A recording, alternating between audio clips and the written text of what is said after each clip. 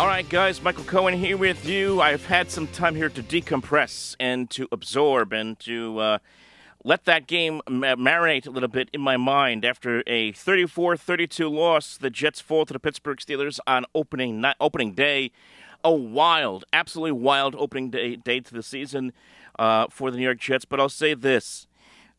There's a lot of positives to take from this loss, but it's still a loss. And what really kills me, and this is the thing that probably disappoints me the most. I'll just get right into this. What disappoints me the most is this was an opportunity to not just get a win, but to really set a tone and to really send a message around the league. And I think in some ways, yes, the Jets did send that by playing well in certain respects. But if they had, when you're up 26-17, and you have a chance to put your foot down, and you let mistakes happen, and unfortunately the game just unraveled from there, that's what's so disappointing for me. Because this team played great. Aaron Glenn, I thought, had an impressive debut as head coach. Things were rolling along very well. Justin Fields looked fantastic. Breece Hall, what a performance by Breece Hall in this game. Over 100 yards rushing. The Jets 182 yards on the ground today. The offense clicking. They scored on their first 4 drives.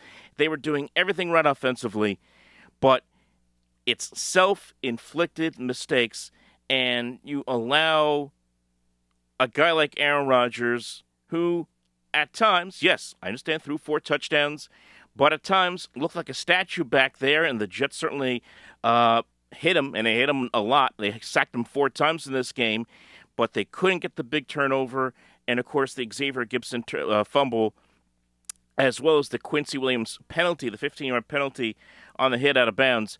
Those were the turning points in this game as far as I'm concerned. So what disappoints me is that it was right there for the taking. You have an opportunity to get to 1-0, and with the way things are going in the AFC East right now, Buffalo right now, they trail at halftime as I'm recording this. Chance to be 1-0 and be in first place, or potentially in a tie for first place going into week 2 against Buffalo, that's disappointing. But to allow someone like Aaron Rodgers to go into a postgame and say this. You spoke about the meeting with Aaron Glenn on McAfee a few months ago. Beating him, is there significance in that, since he basically told you to your face that he didn't think you were right for that team? Yes, that's what he did. So there's significance in beating him for you? I was happy to beat everybody associated with the Jets. That's right. To basically gloat and to rub the salt into the wound of the Jets and the Jet fan, and to walk off the field doing this, mocking the Jet fan, as I remember he was booed going onto the field today.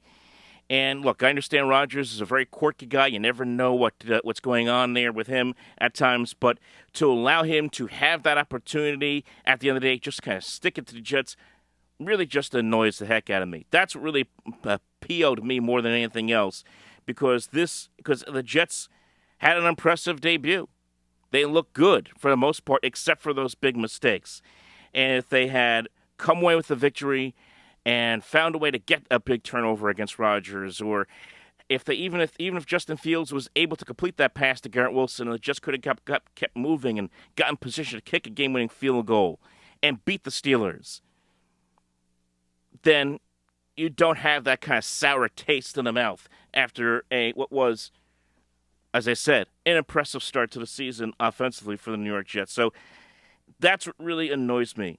And the thing about Rodgers is this: that he could say whatever he wants about how he loves to stick it that he wants to stick it to everyone in the Jets organization for doubting him. Isn't this the same guy who the Jets bent over backwards for 2 years? They got him the offensive coordinator he wanted. They got him the players they wanted. They got him the receivers he wanted, one of whom is still on the roster, even though he was inactive today, in Alan Lazard. They did everything that he wanted for 2 years, and even allowed him to go into the McAfee show to do whatever the heck he wanted the year that he was hurt for the entire season. They bent over backwards for this guy. And then he comes and has, as I said, came back, has the audacity to basically throw the franchise, the fans under the bus. I'm sorry. I can't take that. I really can't take that. That's why this loss drives me crazy, because I just want to keep him quiet. Oh, As a Jet fan, you just wanted to keep somebody like that quiet. You really did. So that's what really annoys me most of all. But again, the positives you take from a game like this. First of all, as I mentioned just in the open, Justin Fields, 16 out of 22, 218, a touchdown. He ran for a couple of scores. He looked comfortable. He was making plays with his legs, moving around the pocket very well, obviously using his legs in the running game. And yes, the big question coming into this opener, into this season is, do the Jets can the Jets find a number 2 receiver? Obviously, he and Garrett Wilson were phenomenal together in this game. 7 catches for 95 yards between the two of them, including that beautiful touchdown pass into the right corner of the end zone that gave the Jets a 9-7 lead at one point. But do the Jets have another that other receiver? Look, we saw Fields get Tyler Johnson involved. We saw him get Mason Taylor involved. He got everybody involved.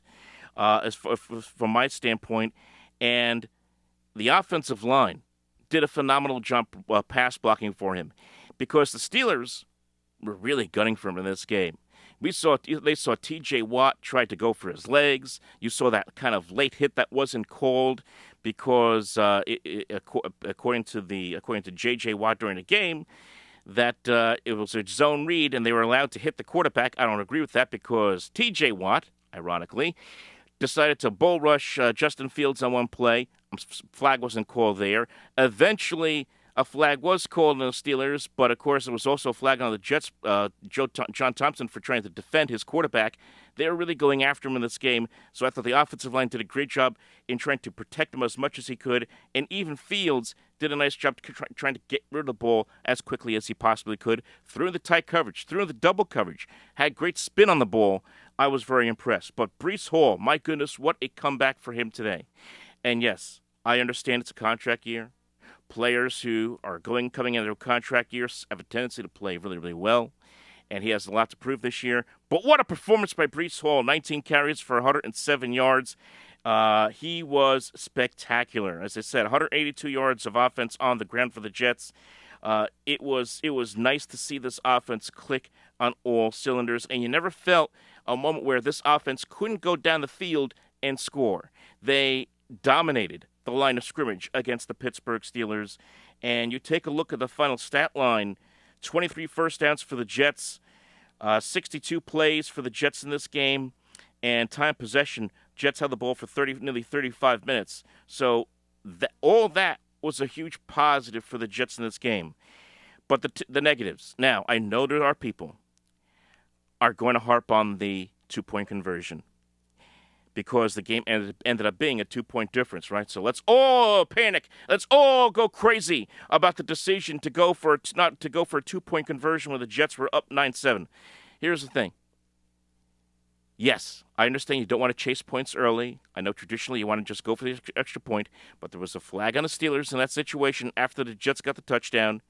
They went for the PAT. Nick Folk missed that PAT, by the way. Missed it. Flag was called. And then the Jets said, Aaron Glenn said, hey, you know what? It's a free play. We're a little bit closer. You might as well go for 2. Teams do that all the time. Mike Tomlin does it all the time for Pittsburgh. He didn't do it in this game, obviously, but he has done it all the time in the past. So I had no problem with Aaron Glenn deciding, all right, you know what?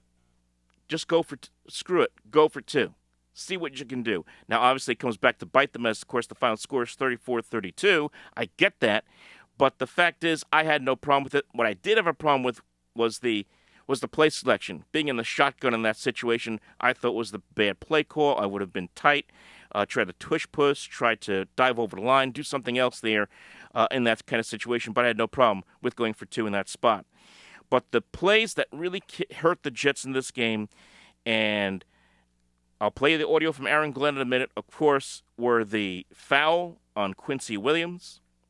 This was after the Jets had taken a 26-17 lead, and Rodgers hands the ball off to Kenneth Gainwell, and the Jets drop him for a 2-yard loss. And as Gainwell goes out of bounds, Quincy Williams hits him out of bounds. That's a 15-yard flag, and that just rejuvenated the entire Steeler drive. And of course, Pittsburgh would turn that drive into 6 points. Now, instead of it being 26-17, it's 26-24. Again, if that doesn't happen right there, if that flag doesn't happen, who knows? Maybe the Steelers still do score. I don't know. But maybe, let's just play this out. Maybe the Jets find a way to stop the Steelers in that situation and get the ball back. And now you're up 26-17, midway, late fourth quarter, heading towards the later stages of the fourth quarter with a 9-point lead. A 9-point lead. Then you can think about nursing the game and nursing the clock and doing what you have to do to get this game over with. But that one flag changed everything. And then, as we all know, in the kickoff, the fumble by Xavier Gipson. I mean, I just don't know what else to say. This guy was on the bubble going in. A lot of people were wondering why this guy was on the team, but he fumbles the ball, gets the ball back to the Steelers, and, of course, Aaron Rodgers with a touchdown pass to that was wide open. I believe it was was it Jonnu Smith? Or was it Jalen Warren? I think it was Jalen Warren, actually, who caught that ball. But regardless, wide open for the touchdown as the Steelers took the lead, and it just changed the game. It changed the entire complexion of the game. Again, if those plays don't happen, the Jets win this football game. I don't know if the score is still 26-17. Maybe it's 32-17. Maybe it's 29-17. But the Jets win this game. So from that standpoint, it's a bone-crushing defeat. You did so many things right if you are the Jets. From the offensive standpoint, yes, defensively, I would have loved to have seen the Jets get a pick. I mean, my goodness, this team still struggles to force turnovers. They still haven't forced a turnover. Brandon Stevens had a rough day. He had the ball in his hands. Rodgers was backpedaling at one point late fourth quarter, and he lets go of the ball. Stevens has it right there. He catches it, and I believe this is when the Jets were up 32-31. Game over! But he lets it go through his hands. It's things like that that really drive me nuts. That's what has to drive me nuts if as a Jet fan, if you're a Jet fan at home listening to this. Those little things lead up to losses. But we knew that this could happen. Now, here's Glenn's comments. The one thing to me that had to turn this game is, man, we can't have turnovers. We can't do it. We have to be a more disciplined team, right? There were some penalties that happened in that game that was true discipline issues. And, again, that's something that will be addressed because you will not be on the field with this team if you're going to cause us to lose games. You're going to cause issues like that. So we will get that addressed. I have faith in Aaron Glenn. I know that some fans want to sit there and say same old Jets. At times, it certainly felt that way, but keep in mind this. I said this, and I had to think of this is why I don't do this. Is why I wait until later on Sundays to do these kind of videos because I have to let the stuff marinate. I said in my Jets preview video where I predicted the schedule that the Jets were going to get off to a slow start this year. They would be 0-3, all right? And I said there are going to be games where they're going to be very close, that they should win, that they lose, and there's going to be games where they get their doors blown off. Well, here's one of those games where they should have won, that they ended up losing. It sucks, but this is part of what's going to happen, unfortunately, for a team and with the coaching staff that's young, that's trying to figure it out, trying to figure out which players, which pieces fit and where. It's part of what happens here, but there are encouraging signs. I have faith in Aaron Glenn to try to fix this. Whether Xavier Gipson is still, if Xavier Gipson's still in the roster by next week, I'll be stunned. There's no reason for the Jets not to bench him, put him on a practice squad, cut him, whatever you got to do. DFA him, whatever has to happen.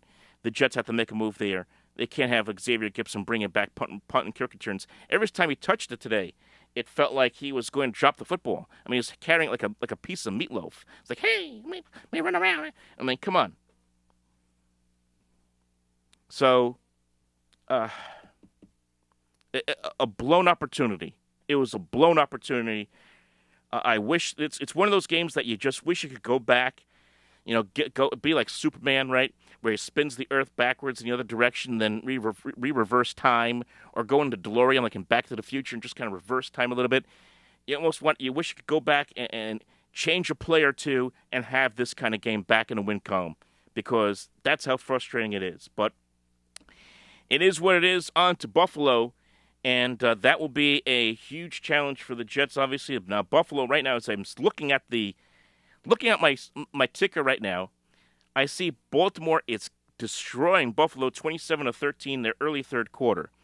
Wow, that's you're gonna have an angry Buffalo Bills team coming into the Meadowlands next week. Now, hey, look, the Jets have had a history of playing well against Buffalo, especially at home, especially at MetLife Stadium.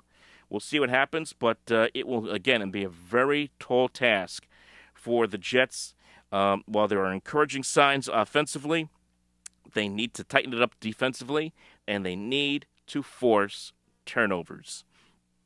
Cut down on the penalties, cut down on your own turnovers, and force big mistakes.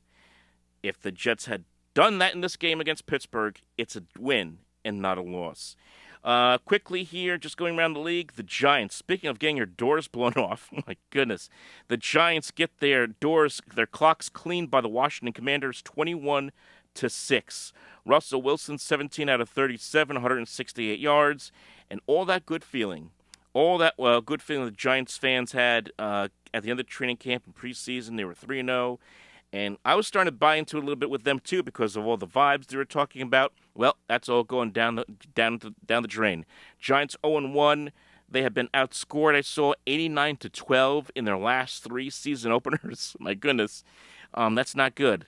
And already I'm seeing calls for Jackson Dart. Here we go, folks. It's going to be that kind of year for Big Blue, where after every loss or every time this offense stalls for the Giants, Giant fans will be calling for Jackson Dart to be on the field, and it's starting already in earnest in Week 1 for Big Blue, who is now 0-1. How about this? The Patriots, they lose to the Raiders 20-13. Tough debut for Mike Vrabel as he's back in New England. But Pete Carroll got a win in his return to New England in a lot of ways, too, former Patriots coach. The Dolphins get their clocks cleaned by Indianapolis, 33-8. Daniel Jones, remember him, Giant fans? Daniel Jones, yeah, I remember him. 272 yards passing, the touchdown for Indianapolis as the Colts roll over the Dolphins. Boy, the Dolphins look like they could be terrible this year. My goodness. So that's where we are right now, and we could have an AFC East where everybody is 0-1. I wish the Jets had won this game against Pittsburgh. Imagine if they were in first place right now at 1-0. That's what kills me. Folks, like and subscribe. Leave your thoughts below. How do you feel after this one? We'll talk to you next time.